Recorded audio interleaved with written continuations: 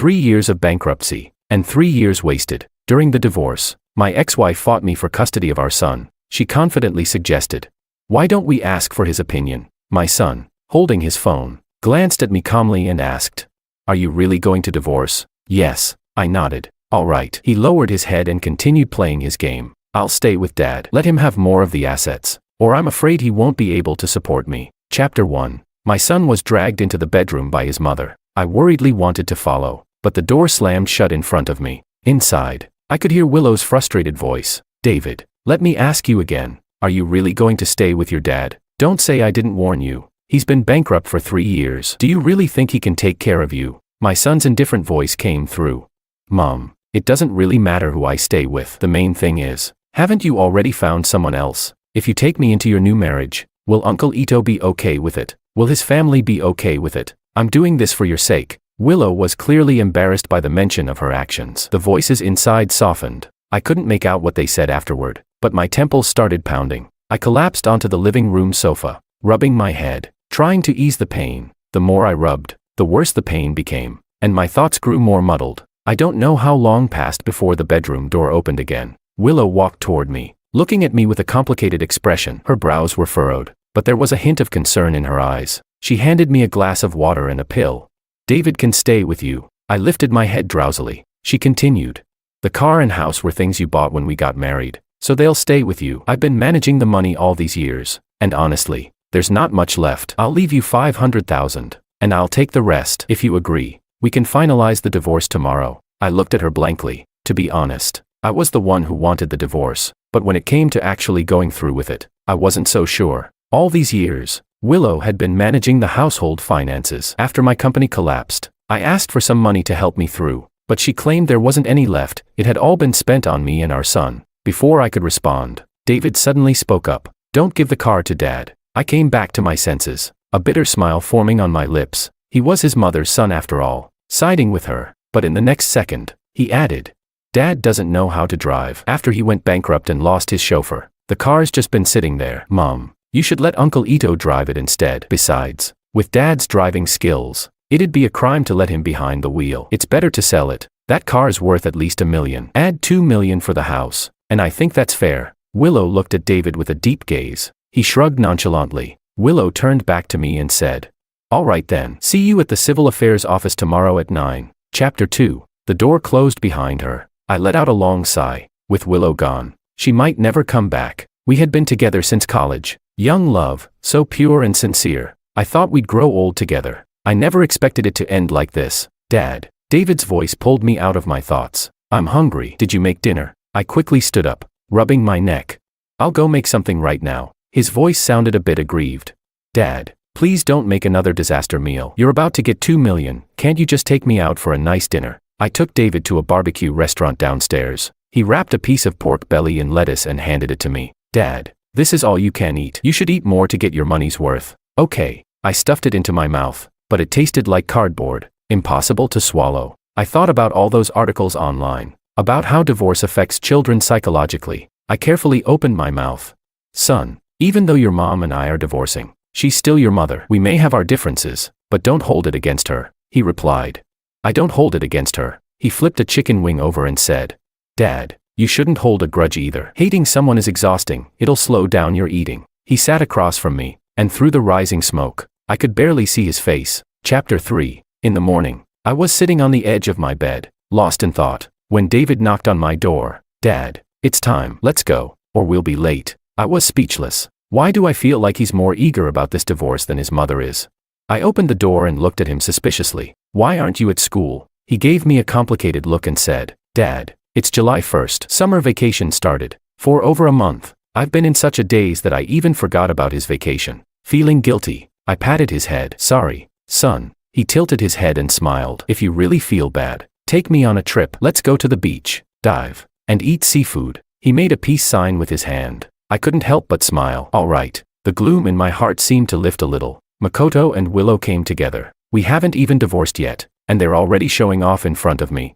David took the initiative to greet him. "Hey, Uncle Ito, you came along even in this heat." "What? Planning to marry my mom right after they get divorced? That's not allowed. At least give it a month." Makoto glared at him, grinding his teeth. Just about to speak, David turned to Willow. Mom, I mean no harm. I'm just worried you'll get tricked after the divorce. He seemed to know something, and continued pointedly. If Uncle Ito doesn't marry you and you invest your money in his company, wouldn't it all go to waste? Money gone. Love lost. I'm just worried for you. Willow unconsciously nodded, glancing at Makoto, a complex emotion flashing in her eyes. Makoto quickly said, Willow, don't listen to this kid's nonsense. I truly want to marry you. My company is as much yours as it is mine. I'll go back to the car now and explain later. Chapter 4. We submitted the divorce registration application. Next comes a month-long cooling-off period. Makoto drove over in the car Willow got, calling out to us in a tone that was half polite, half provocative. I'll give you two a ride back. I was just about to refuse when David took a big step forward and opened the car door. Dad, come on. I'm roasting out here. I had no choice but to get in with him. Makoto looked exasperated. We sat in the back, with Willow in that familiar seat up front. Makoto adjusted his breathing, then asked Willow tenderly, Honey, where should we go to celebrate later? David leaned over and interrupted directly. Uncle Ito, let's go to Panda Restaurant. My dad loves their food. Whenever something good happened, he'd take me and my mom there. From the rearview mirror, I saw Makoto's face grow longer than a donkey's. It might not have been very kind, but I secretly enjoyed it. David leaned back, relentless. Dad, where should we go for our trip? How about we skip the beach and go to City C? They say City C is the capital of flings. Maybe I can get a new mom there. Willow's expression didn't look too good either. She asked, You're going on a trip? She glanced at me through the rearview mirror. I nodded. Yes. I didn't want to waste words with them. Turning my head to look out the window, Makoto, undeterred, said, A trip sounds nice, but there's not much to do in City C. Why not go to Sanya? A friend of mine opened a hotel by the bay. David leaned over again. Sure, Uncle. When your friend asks who recommended it, I'll say my mom found me a new dad behind my real dad's back. All right. I burst out laughing, completely ignoring Makoto's face, which had turned as black as the bottom of a pot. Chapter 5. In the end, David and I went to Sanya. According to him, it'd be a waste not to take advantage of the opportunity. He was excited, making 3 full pages of plans. I didn't want to be a disappointing father, so I made an effort to keep up with him. 13 or 14-year-old boys are full of energy. During the day, I went skydiving, surfing, and diving with him. At night, we visited night markets and caught little sand crabs. By the end of the day, I was so exhausted my bones felt like they were falling apart. I fell asleep as soon as I hit the bed, with no time to dwell on post-divorce sadness. After returning from Sanya, I originally planned to take a good rest, but then he had something to say about my cooking. Dad, the dishes you make aren't bad, but they're a bit lacking in variety. I gave him a sidelong glance. You're lucky there's food on the table, and you're still picky. He scratched his head and laughed sheepishly. I'm not complaining, just saying it's a bit repetitive. If you could add more variety, I'd definitely eat my way to 6 feet too. Get lost. I patted his face and smiled. After all this time, I finally understood. This kid was just trying to keep me busy so I wouldn't have time to feel sad. My taste in wives might not have been great, but my kid is a treasure. What is there to be sad about? Chapter 6. I decided to find a job, although I could get 2 million. That amount runs out fast when you actually start spending it. David's tutoring fees alone cost tens of thousands a year, not to mention daily expenses. If I just sit around spending, it'll all be gone before long. After being a boss for over 10 years, then going bankrupt and unemployed for a few years, I honestly don't know what skills I have for work. I thought about finding something easy to start with, and then changing jobs once I'd gained some experience. I shared my idea with David. After all, if I started working, I wouldn't have as much time to take care of him. He thought for a moment and said, Of course I support you getting a job, but job hunting is like dating. You need to strategize first. Hearing his mature words, I laughed and couldn't help teasing him. Kid, are you in a relationship already? How would you know? Have you even dated before? He retorted confidently. You tell me. If you just settle for the first one you find, and later on you meet a better one, would you break up or stick it out? I thought about it. He had a point. If I just took any job, it would be troublesome later on if I found a better opportunity, taking leave for interviews and all that. David, ever persuasive, added, No rush to find a job, but there's something else that is urgent. What's that? I asked. Cancel my tutoring classes. No way. I refused firmly. Dad, he wailed, I'm your son, not a workhorse. 4 tutoring subjects a day, it's killing me. Chapter 7. After a friendly discussion, we decided to cancel the Chinese and English tutoring classes, keeping only math and physics for now. If there's progress in the future, we'll adjust accordingly. Long live Dad. David cheered, running 2 laps around me in joy, and even voluntarily completed a set of English exercises. Our lives gradually settled back into a routine. One day, I was placing an order from a link Victor had sent me. David leaned in, watching for a while, then suddenly asked, "Does Uncle Victor make money doing this?" "It's all right," I replied absent-mindedly as I made the payment. He tugged at my hand, his big eyes sparkling. "Dad, I think you'd be really good at this." I felt a stirring in my heart. Indeed, after all these years, it was time for me to move on. Back then, I was in commercial real estate, but we were hit hard by the rise of e-commerce. Coupled with some special circumstances those years, our funding chain broke, and we went bankrupt. I despised e-commerce for a long time after that. Victor, however, had always been sharp. During those years when I was disheartened, he made a name for himself in e-commerce. Now, he was moving into a newly launched community group buying platform. Although there weren't many users yet, the shopping process was convenient, and the communication channels were flexible. It had great potential. Most importantly, it had a one-click resale feature, so there was no need to worry about sourcing products. If there's one thing I've learned from these wasted years, it's to never stubbornly hold on to old ideas. If you can't beat them, join them. I understand customer needs and market trends. Those skills could be enough to help me choose products, stock, and price them on an e-commerce platform. As David said, this kind of platform was indeed suitable for me. So, I nodded and said, "All right, I'll go learn from Uncle Victor." With Victor's help, my store was up and running quickly. I was strict about product quality, only selling items I had personally verified. Although I wasn't making much money, I soon gained a group of loyal customers. Before I knew it, the month was almost up. Willow suddenly came to me, saying she wanted to withdraw the divorce application. Chapter 8. I was stunned for a long time. Though I was the one who proposed the divorce, she had likely had this in mind for some time. Otherwise, why would she have been picking fights for the past 3 years, constantly putting me down? Her sudden change caught me off guard. "Why?" I asked. Willow's eyes avoided mine. After a long pause, she said slowly, I can't bear to let go of our family." My mind drifted back to the early years of my business, when I traveled frequently. Every time before I left, Willow would hug me pitifully and say, "Honey, the baby and I will miss you. Come back as soon as you can once you're done." But later, all that was left in her eyes was disdain. Seeing my hesitation, she moved closer and held my hand. "Honey, can't we make this work? Do you really want our son to grow up without his mom?" Expressionless, I pulled my hand away, a trace of sarcasm in my eyes as I looked at her. "Willow, you're the one who cheated, and you're the one unwilling to pay the price. How could you think it would be that easy?" Chapter 9. If something seems unusual, there's always more to it. I asked a friend to look into Willow's current situation. What I found out shocked me. Makoto ran a trading company. Basically, he made money by buying and selling, leveraging supply chain advantages. Half a month ago, a batch of goods he bought was found to be counterfeit. The upstream supplier vanished, and the downstream clients refused to accept the goods, demanding full compensation.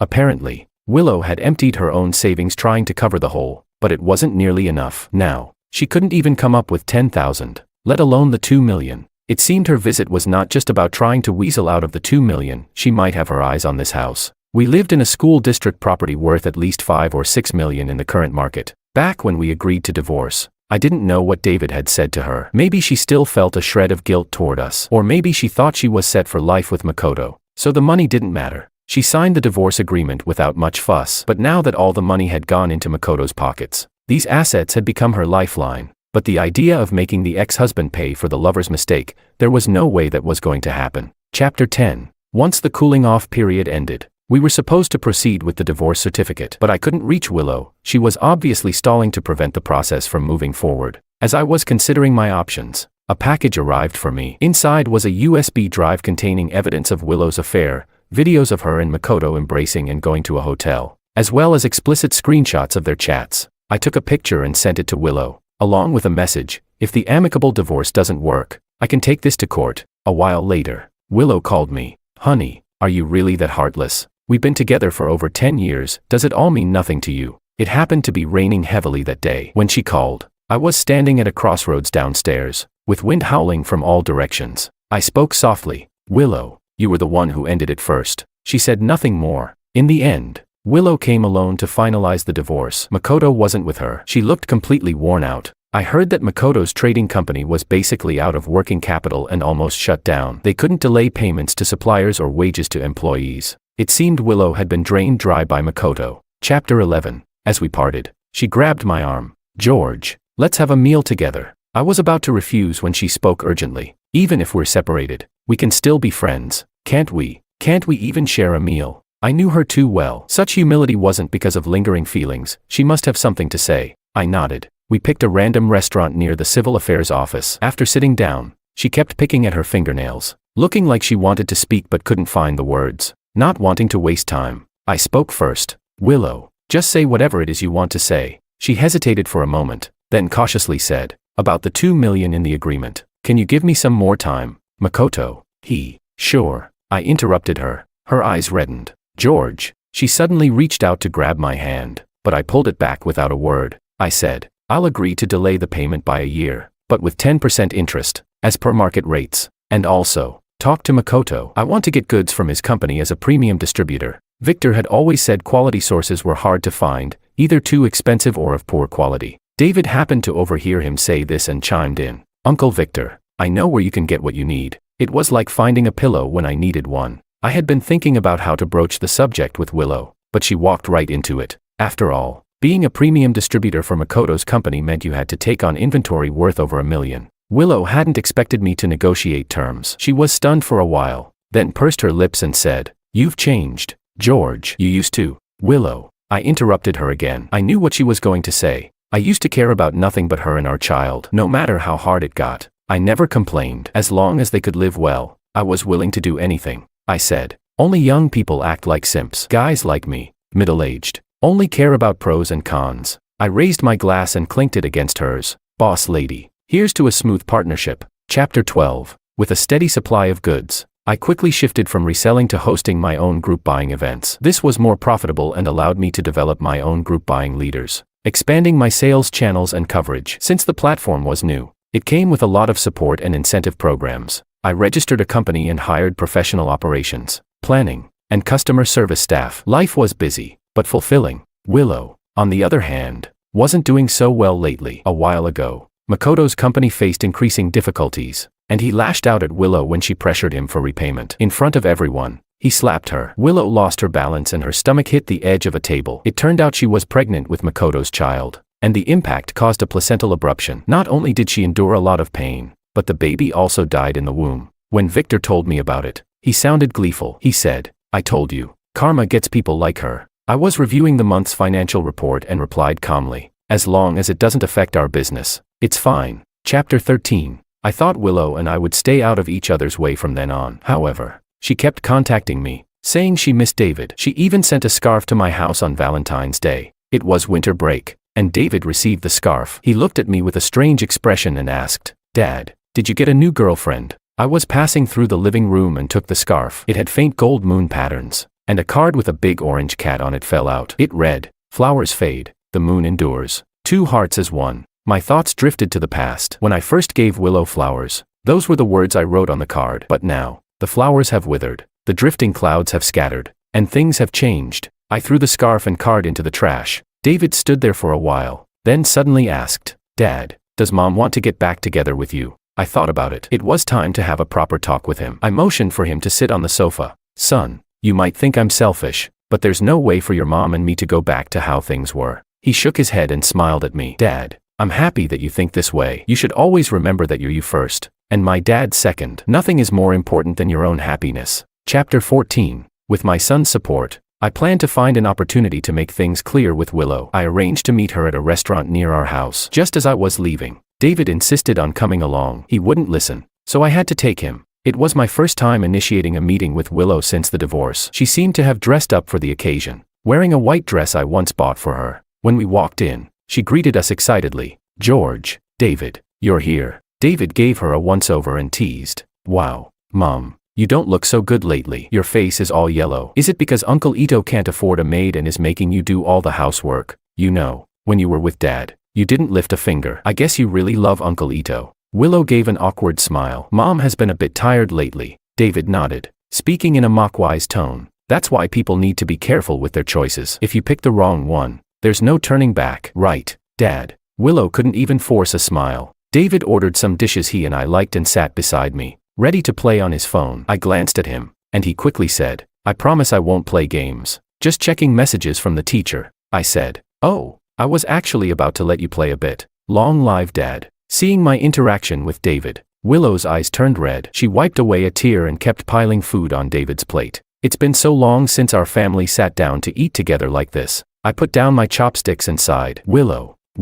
Chapter 15. Suddenly, a figure rushed over and slapped Willow hard across the face. Makoto screamed hysterically. Willow, have some shame. Are you addicted to cheating? You're my wife now. Can't you stop flirting with other men? Willow clutched her face and shouted back. Why won't you let me go? You took all my money. What more do you want? Willow, you slut. What money? You owe me. You're a curse. If it weren't for you, I wouldn't have lost so much money. I'm drowning in debt, and you think you can just sit here happily with them. The next moment, that madman grabbed a bowl of soup and threw it at me. David quickly jumped in front of me, and the scalding hot soup splashed onto his chest and arm. The exposed skin turned red instantly. I pulled David behind me and punched Makoto in the chest, pushing him away. I anxiously asked David, are you okay? Does it hurt? Are you burned? Ignoring Makoto and the stares of others, I frantically checked David over. Dad, I'm fine, David reassured me. Thankfully, the soup had cooled a bit, and aside from some redness and swelling, he was okay. I finally relaxed a little.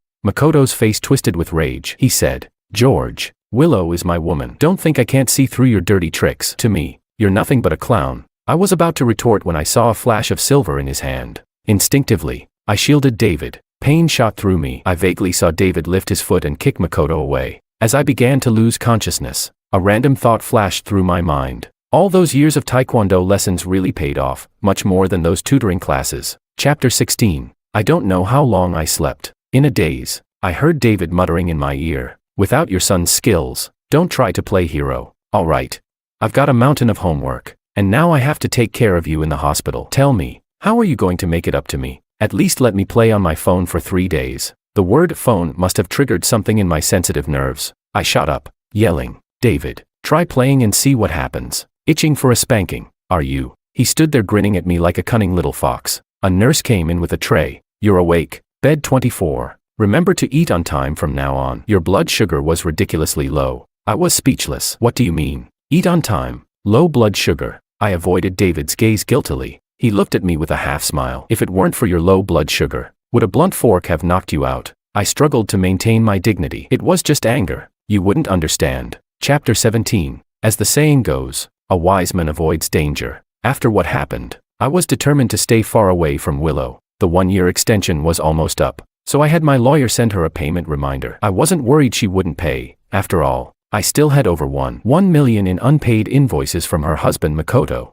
The money came through quickly. I then had my colleague draft a written notice to not renew our contract and checked over the accounts and inventory. Thanks to good word of mouth, excellent service, and riding the wave of the platform's early success, my business was doing better than ever. Many suppliers, even manufacturers, reached out to me directly to offer goods. Losing Makoto's supply line didn't affect me at all. In fact, if he lost me as a major client, his situation would likely worsen. Willow called me countless times. Fed up, I blocked her. She even came to my place, but I'd taken the last few days of vacation to take David on a trip to City C. As we were about to board, Makoto called me. Before he could start yelling, I spoke first. Makoto, you think I used dirty tricks to seduce Willow? Look where you are now. It's not my fault. Think carefully about who really ruined you. There was a long silence on the other end before the line went dead. Their story might go on for a long time, but what does that have to do with me?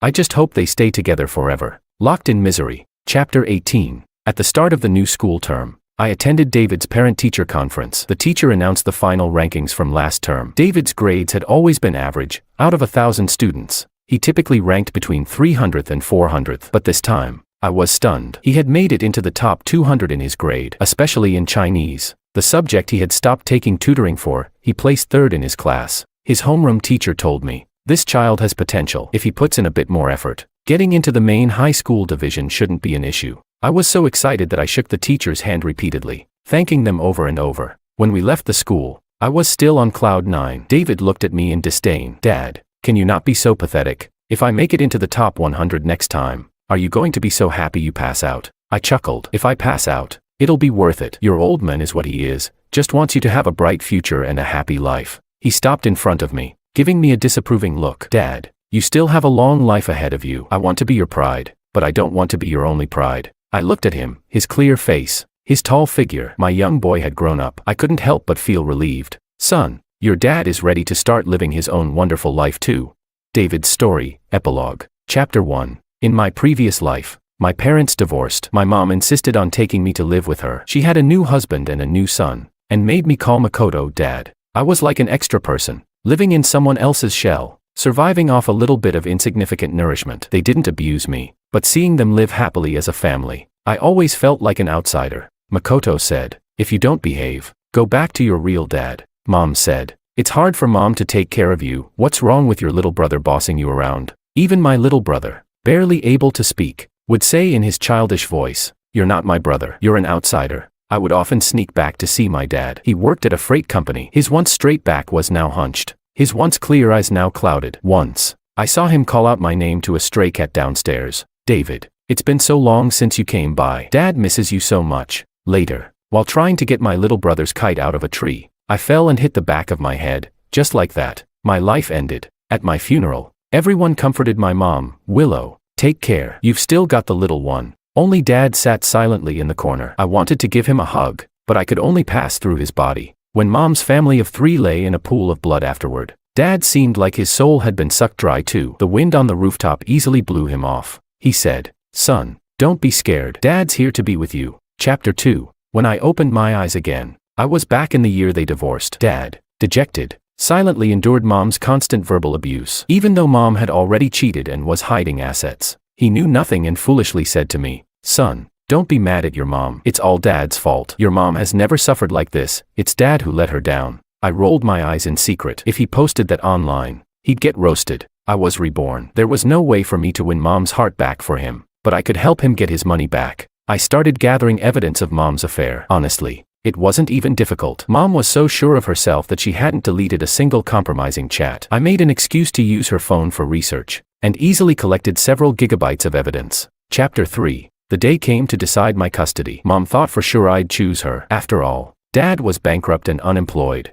A failure. Family ties without financial security are like loose sand. It scatters after just a few steps. But I just glanced at her and said firmly, "I'll stay with Dad. Let him have more of the assets, or I'm afraid he won't be able to afford to raise me." In the bedroom, Mom tried to persuade me. "Come with me, son. You're a part of me. Only Mom loves you the most." I sighed, opened a video I had downloaded from her chat with Makoto, and said, "Mom, you're about to have your own child. Let Dad keep me. He's only got me." Honestly, I didn't hate her completely. My love was stronger. It kept me from getting trapped in hatred, struggling in vain. Instead, I embraced new life. Chapter 4. Dad is actually a very capable person. He was just worn down by a momentary failure. In my previous life, Uncle Victor invited him several times to start a new business, but he was too caught up in the pain of losing his marriage and son to agree. This time, I only needed to mention it lightly, and he agreed, much more readily than I expected. He became more confident and decisive, more successful than I'd imagined. This was truly great.